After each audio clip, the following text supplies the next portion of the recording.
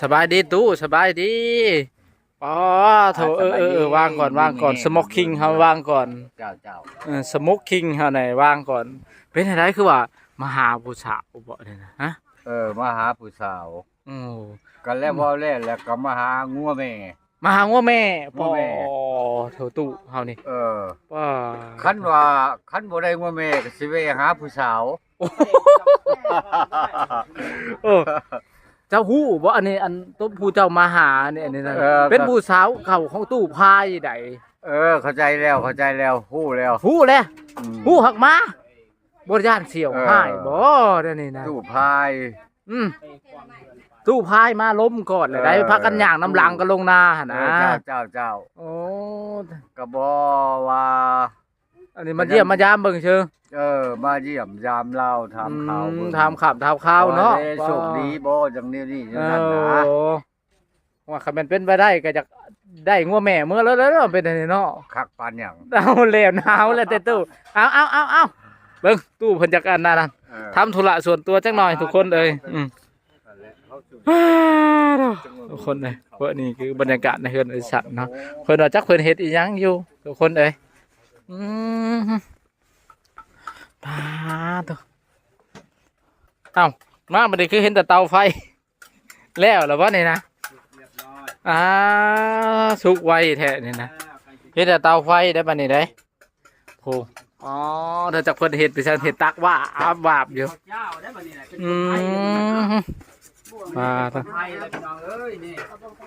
บ่ตัวนี้เนี่ยเพิ่นจะได้แซ่บแท้นี่อันนี้คือตำมักกุ้งใส่มะกอกนี่นะมะกอกมะกอกนี่ว่าซั่นนี่เด้อนี่นะอันนี้คือมะกอกเขาเอิ้นมะกอกหยังกอกนี่นะมะกอกป่าบ่อันนี้นะเขาเอิ้นมะกอกเนี่ยนะมะกอกธรรมดาก็อยู่ป่าจักคุณทางไทยเพิ่นเอิ้นมะกอกหยังมะกอกธรรมดาเนาะแล้วมันมี2-3มะกอกแล้วมะกอกตัวนึงมะกอกอีหยังก็เอิ้นอันเฮาผ่าแต่จิ้มกินนะไปไหนเคยอันนี้ก็เป็นข้าวหุงหรือว่าข้าวสวยเนาะทางไทยเอิ้นเนาะข้าวสวยอันนี้นะทำไมถึงกินข้าวสวยเป็นยังบอกกินแต่เช้าคนอันนี้คือ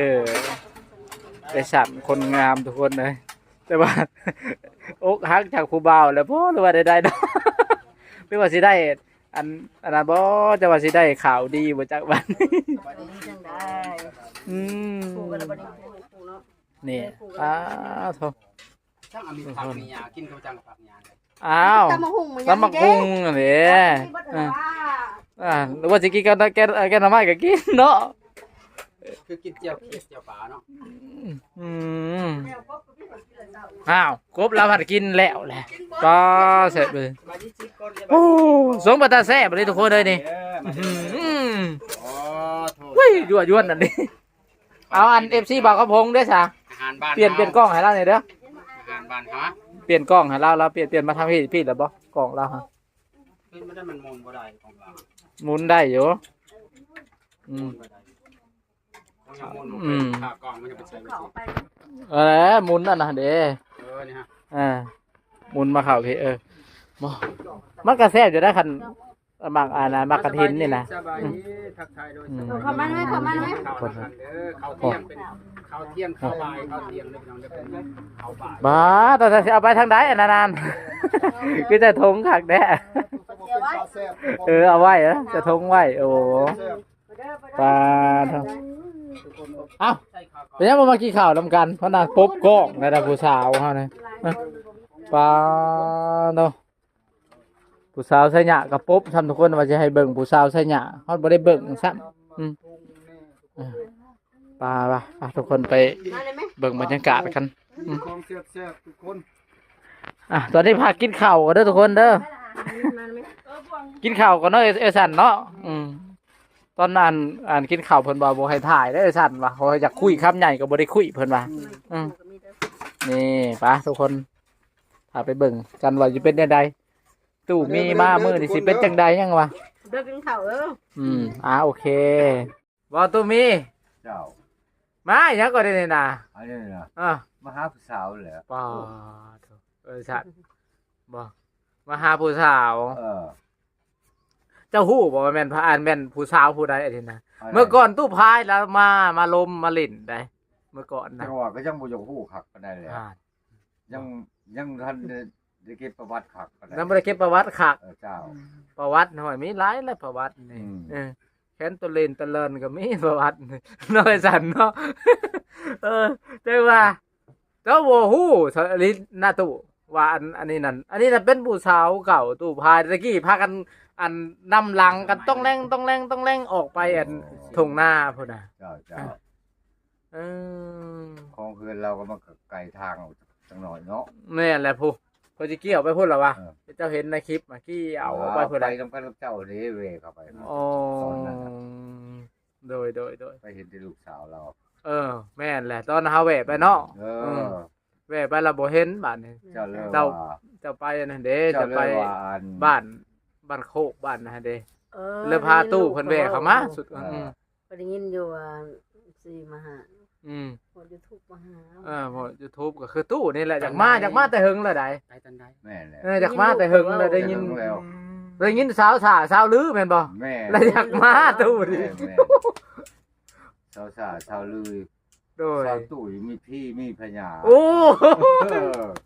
เดี๋ยวมันบนได้ก็หลุด อวบอึมเลยแม่นบ่ มันจะขักเบิดว่ะ โอ้ยเป็นตะขักตู้วะเป็นเจ้าอุดมสมบูรณ์ คันว่าวแล้วตู้ผมน้อยๆก็มันอุ่นนะ ว้ายค่อยว่าบ่ได้ตุ้มเขาพอห่มบ่แล้วนี่นะ ไอคิงของเรา อาคิงของเราออก เจ้าแม่ แม่ คันเป็นนาก็บ่ต้องใช้พุ่นแล้วมันสมบูรณ์แล้วบ่ต้องจะเอาปุ๋ยมาโหยเลย แม่จ้า เอาข้าวหวานไปใช้โลด แม่ ป้า เคี่ยวตึมไปเลย ป้าเขียวตึ้มเลยแม่นบ่อาจารย์ เนี่ยมันอุดมสมบูร โอ้ ณ์ บ่ตู้เอาอีกแล้วบาดนี้เนาะมาเจอผู้สาวเก่าตู้พายอีกแล้วบาดนี้ เจ้า เนาะ แม่ เอาได้เจอแต่ของ เอาแต่ก็ เจอแต่ตู้ผ้า บ่เมื่อกี้เนี่ยเราก็ให้จนว่าเดือดเติบหนึ่งได้ตู้แล้วจะบ่จากปากกับตู้พายกันเราให้เจ้าต้นไม่ใหญ่เหี่ยวบัดสิมาเฮ็ดอีกแล้วบาดนี้เอาอีกแล้วเจ้านี่ มาตัดหลังเนาะ โอ้ ตัดหลังบ่คือตัดหน้า ตัดหน้าตัดหลังเจ้าตัดหมดเลยทั้งหลังทั้งหน้าเจ้าเมียนหมดเลยไอ้นี่ฮะ มันเดียวเบิ่งยากเนาะ โอ้ยเนี่ยเบิ่งกันบ่อยากได้พุ่นแหละ เอาจะมาทางนี้ลูกจะมาทางนี้ แบบเจ้าหัน เฮ็ดได้เฮ้ยมาพี่ลูกหลานมาทาง ปู นี้ ไปให้แม่จะเห็นไป แล้วมัน เฮ็ดหยังก่อนนี่อยากได้หยังก่อนอยากได้นั่นละใช้เกือบเพิ่นดิพูด มัน เกือบ ชมเนี่ยทาง เห็นบ่เกิด ได้เกือบ ไปดินลงซะก่อน อยากเฮ็ดวาวร้านอยากเฮ็ดวาว เอาเฮ็ด พอเท่าใหญ่ก็เฮ็ดวาวเป็นอยู่บ่เฮ็ดวาว บ่ได้บ่เคยเฮ็ด บ่เคยเฮ็ดวาว บ่เคยเฮ็ดวาวน้ำบัด เฮ็ดในร้านเลย ยันว่าวิ่งวาวนะบ่เคยบ่ ในมันในมันบ่แล้วนะฮะ ปตูนี่เราอ่ะบ่เคยวิ่งวาวเคยแต่ซักวาวซักวาวพี่ซักน้องซักพี่สาวน้องสาวหั่นเด้เพลงอันพี่น้องฝั่งไทยนะเพลงไอ้คำมอดบ่เพลงหยัง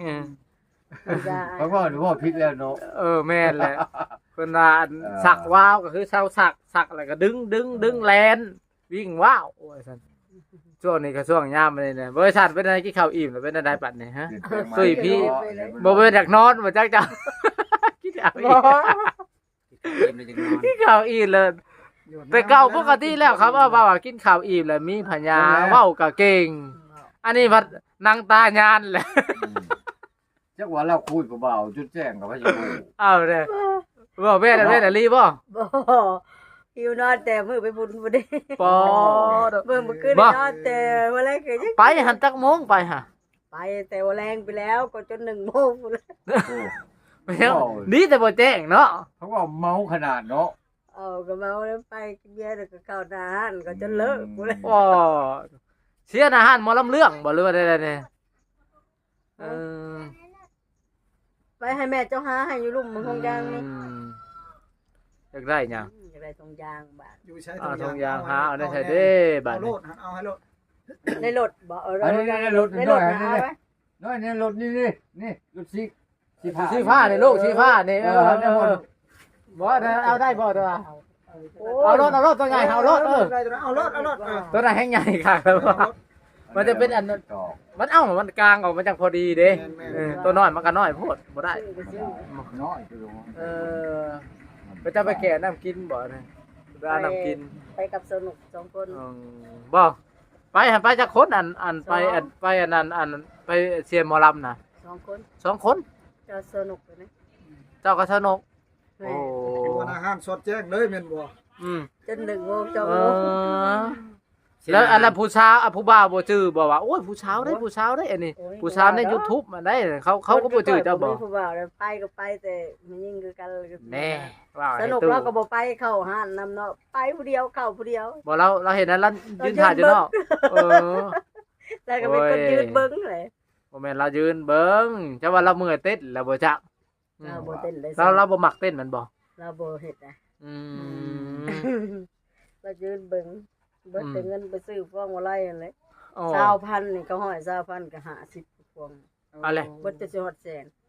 เอาแหละเพราะว่านี่บ่ได้ง่าย ไปให้พวกนะฮะ พวกหมอลำมา เอา เด้ เขา ขอ ห้อย ขอ ไปขายน่ะ9,000แต่เอาไปซื้อน้ำเขา50บ่ได้ เออเขาอีกกำไรแหละเนาะทางขาเขาเฮ็ดเนาะ เบิดแต่เงินไปของหมอลำมา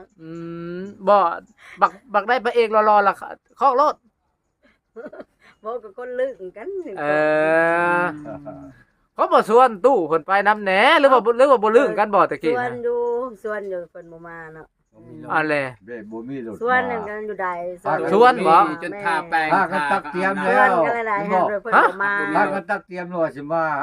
สู่ผู้สาว บั แล้ ต ว รสิโทรหาก็บ่มี โอ้ เบอร์โทร พังเว้านี่คุยกันเรียบร้อยเลย นั่ง แต่ว่ามังนัดเนา คุยกันแต่เฮิงเติบแล้ว โอ้ย แต่ มัง กั นั น ด นัดกัน มักนัดนี่ ก็ยังเป็นมักนัดเน่า บางนัดนี่ข่อยก็ยังบ่อันนั้นอยู่บักมี่เน่านั่นที่ข่อยอันตรายตัวนั้น มีหนาวเนาะ บักมี่นั่นแหละจ้ามื้อใดก็บ่ได้กินมันบ่เน่าจักเถื่อ แสดงว่าพิษนักแม่นบ่ อืม เฉพาะจะหอมอยู่มื้อเช้า แม่น บ่มีหนาว แต่กันนัด มี เปลี่ยน เรา ไปยังกันปิดนัดเนาะ ว่านี่ยังบ่ ผู้บ่าวก็จะได้จะมีผู้บ่าวเนาะ ว่านี่ยังบ่ได้ถือกินมื้อเช้าเนี่ยอ๋อคือถือกินว่า แม่นแล้ว มาถามเพิ่นโอ้น้องเมย์เพิ่นมันเน่าแล้ว บักมี่เน่าแล้วเป็นบ่โอ้ยแต่เสียดายแต่บ่พอลงบ่ได้กินซะบักมันเน่าก่อน ว่าอยู่กัน เนาะแต่ช่างก็จะบ่ได้กินเนาะเจ้าก็ได้บ่ได้กินบักมี่ซ้ํ ไม่ใช่สิหนาวมันบ่แม่นยามฝนยามฝนยามหนาวมียามนี้มัน โอ้เพราะว่านี่นัดกันคักแน่มันบ่ แม่นัดเลยบ่ไป นั่ง โอ้ พากันนั่งปอกหน่อไม้เด้พอ โอ้ นัดกัน นั่งปองหน่อไม้นํกัน แล้วก็เลยเว้ากันว่า ว่าบุ สิ ญปีใหม่นะ บุญนะเขาบุญวันชาติเนาะ จ้า บุญวันชาติ บ่ได้ไปนี่ คน มา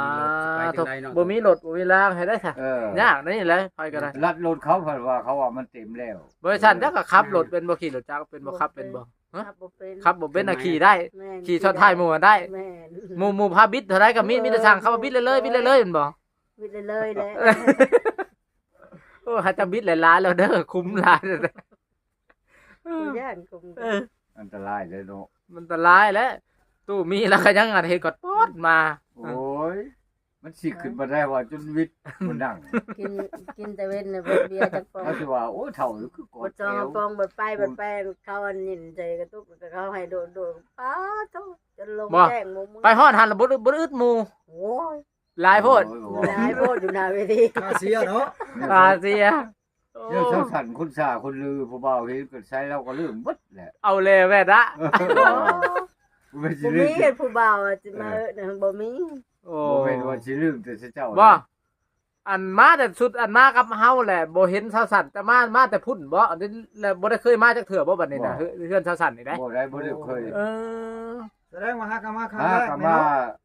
ที่แรกเลย อ๋อโธ่ ที่แรก อืม จังหวะ จะกดไปใส่อันมา จังหวะจื้อจำนำไว้ โอ้ มาหานาก็ชวน โอ้ ไปมา จ่ายพญาน่ะว่าจักบาท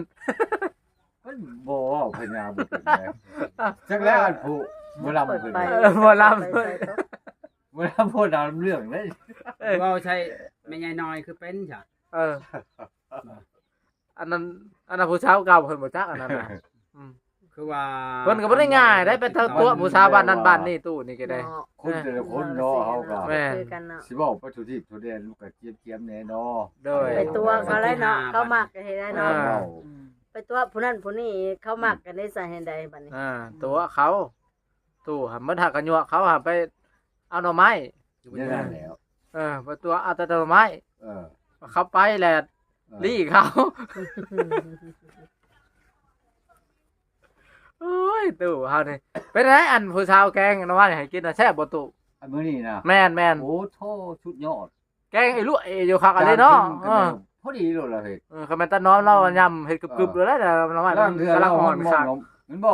ร่างเถื่อเราหมอกหน่อไม้ไปให้กินหรือกิน โอ้ ก็โทบ่ได้ยาก บ่ป้านนั่นผู้เจ้านั่น เออ โอ้ ได้กินเบิ่งหน่อไม้ เออ กินบ่ได้ยากเลย พากันเอาไปกินญี่ปุ่นเลย กินบ่กินบ่ได้ยากเลย หน้าชูยืนพุ่น ยากจะได้ข้าวตำ สิยากบ่ บ่ได้ยาก พวกเจ้าหิวข้าวอันตู้ แต่มันถือว่าแล้วโลด ตู้หิวข้าวมันก็สิบ่ยากแน่ รอให้เจ้ากินข้าวอิ่มมึงดูนะข้าวไปกินยากแล้ว ว่ากันกับน้อมคักแล้วสีมือ เออฟังว่าวนี่ คัน อันนั้นเนาะ คันว่าเรามายุ่มเจ้านี่ถูกต้องแล้วอ่ะ โอ้ สำคัญ โอ้แม่นเลยเฮ็ดจังไดกัด ยันเห็ดบ่แซ่บ ยันว่าเฮ็ดบ่แซ่บเนาะ บ่จิ ปกติเล่นบ่ตู้ แซ่บบ่ มักแล้วบ่ผู้ชายแบบนี้เฮ็ดกินแซ่บๆแบบ โอ้ย นี้ ธรรม นะ ดาเลยชาติอันจนเข้มจนว่า ทำบ่อเกลือ เขาก็บ่สู้เด้ ทำบ่อเกลือกาใช้แค่กรอก เค็มในบรรดา คักแล บรรดาสิได้เฮ็ดกับเก็บ ยังก็ซับบอนลักซี่นู่นแหละ บ่ลักสิบ่ บรรดาก็จะได้เฮ็ดกับเก็บเลยจ้ะ โอ้ เนาะ บ่เอาจนว่าเธอน่ะอันโทรอันหาว่าข่อยสิไปอันเอาหน่อไม้เด้อเจ้าบ่มาก็ย่าแต่ว่าสิบ่ อ่า อืมโอ้ โอ้ ตู้ เค็มแล้วไปสิบ่ เออ อันนี้ บ่ตู้ นี่บ่จาน ได้ เด้อ มันมีชุกเลยก็แชร์เพิ่นไปอีก มัก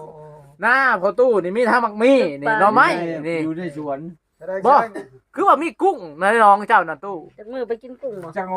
ว่ามีหัดจะบ่มีเนี่ยวสดเนี่ย โอ้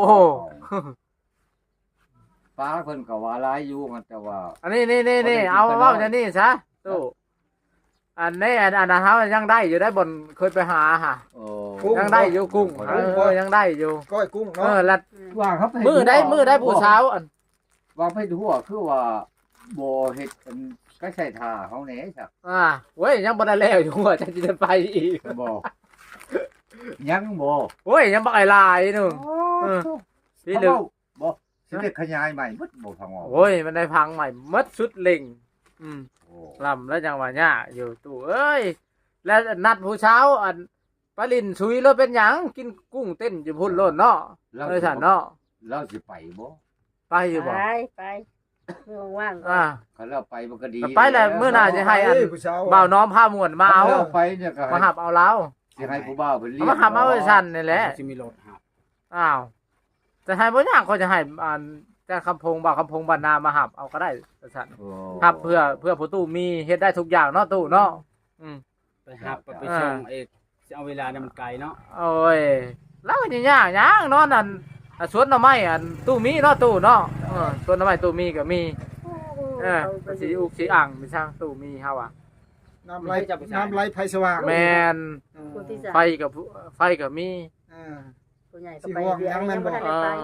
สิไปคนมันน้ำป้าเพิ่นพุ่น อืม แต่ยังบ่ได้ไปเฮ็ดเวีย อันนี้แล้วก็ลูกชายบ่ ลูกชาย โอ้ คนที่ เจ้า สาม บ่เจ้าหันลูกชายจักคนก็ลูก สาม 3ชายผู้หญิงได้จ้ะ ผู้เดียว ผู้เดียวพอแต่ผู้เขาเฮียนฮะ อืม โอ้เสียที่แต่เรา ปีนี้ใหญ่เลย เชื่อที่แต่เราบ่ทันได้ใหญ่ครับเป็นแบบบ่ทัดครับบ่ทันได้เป็นครับ เจ๊ละปีนี้แห่งกันนั่นใด ป้าถ้าบ่เริ่มเลย จักจำกับพวกนี้ได้ ป้าโตมันรถสำกับชาวชะยะแล้วเนาะอันนี้เนาะ